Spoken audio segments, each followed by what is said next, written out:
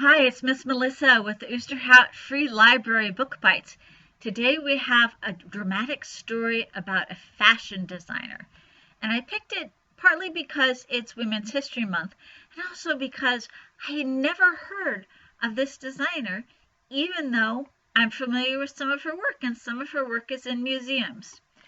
So we'll take a look at this story, and when I'm done, I have some book recommendations for people who like design or like to sew.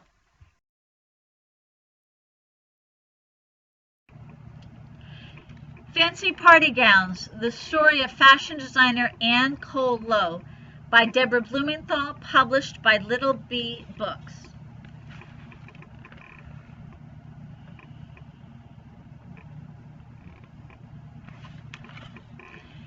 When she was old enough to thread a needle, Ann Cole Lowe's mama and grandma taught her how to sew.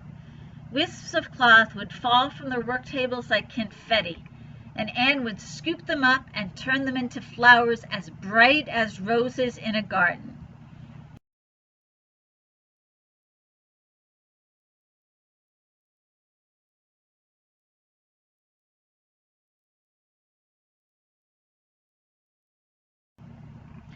Ann's family came from Alabama. Her great-grandma had been a slave, so her family knew about working hard just to get by.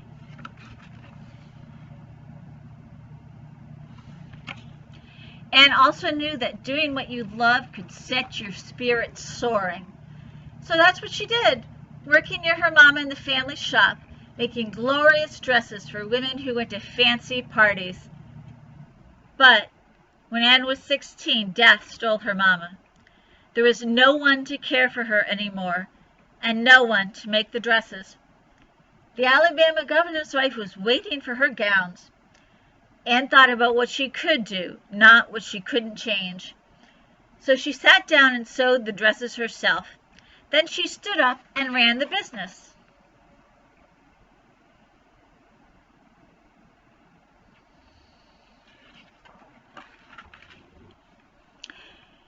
In 1916, Ann got a job sewing dresses for a woman in Florida. A year later, the woman sent her to design school in New York.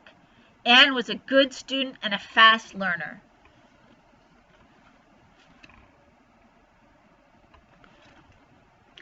But it was 1917, and Ann had to study in a separate classroom all alone because she was African American. Life wasn't fair. But that didn't stop Ann. She kept on making extravagant gowns. Year after year, more and more women wanted to wear them. Elegant dresses, party gowns, no two alike. I feel so happy when I'm making clothes I could just jump up and down for joy, she said.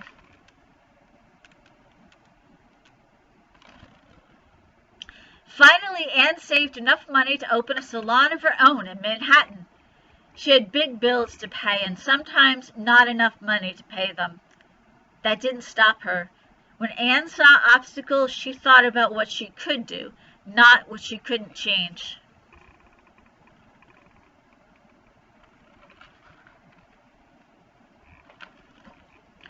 One day, Ann got a special order.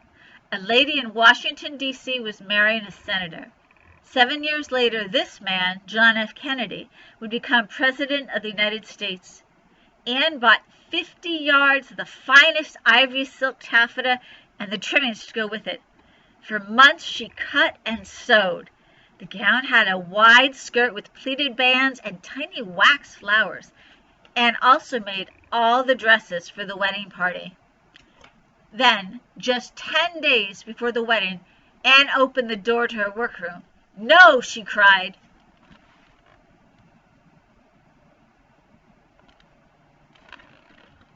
A pipe had burst. Water gushed everywhere, flooding everything. 10 of the 16 gowns were destroyed. Ann thought about what she could do, not what she couldn't change.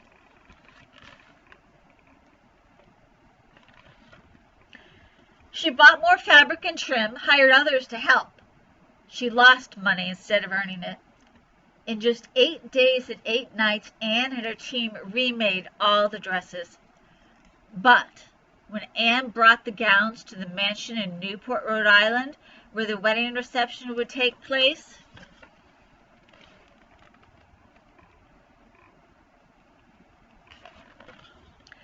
the butler who opened the door told her she'd have to use the back entrance that was meant for workers. Anne said that if she had to enter through the back door, the bride and bridesmaids wouldn't be wearing her dresses to the wedding.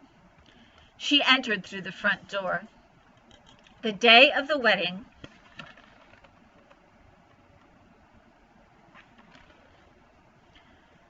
all the world saw the future First Lady of the United States, Jacqueline Bouvier Kennedy, in her magnificent gown and her bridesmaids dressed in blush pink silk.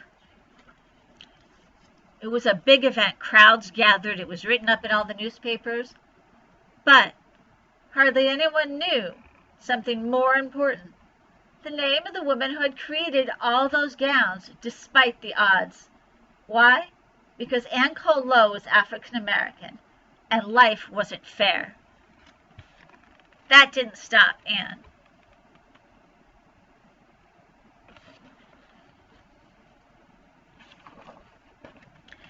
Famous women wear her gowns to big galas and on television. "I'd like to hear about it," said Anne.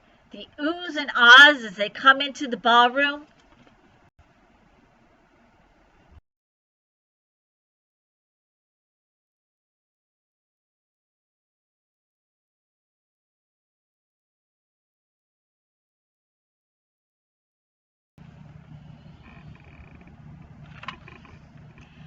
Anne didn't make fine clothes to get rich or famous.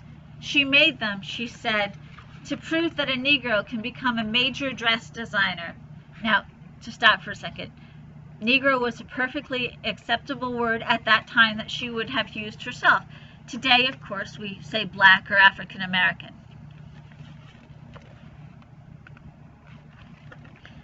Slowly, Anne got the recognition she deserved.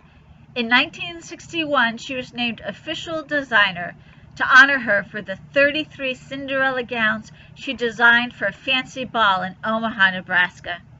After so long, Anne stood up before fashion's biggest names, head held high, and they applauded her.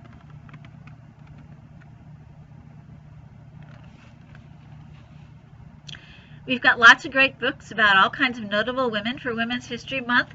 Come on in and make an appointment or give us a call and we'll help you pick something out and have it ready for you to be picked up.